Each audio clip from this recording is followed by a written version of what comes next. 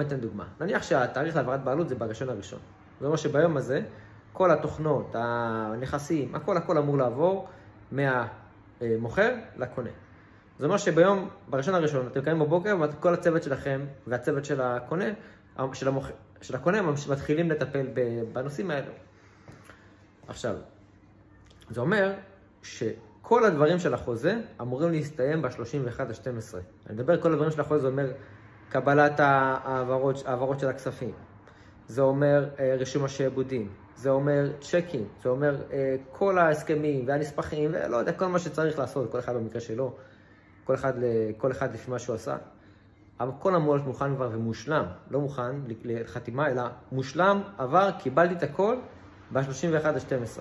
כדי שבראשון לראשון תהיו מוכנים 100% רק להטמעה של כל הממכר, מה שמכרתם,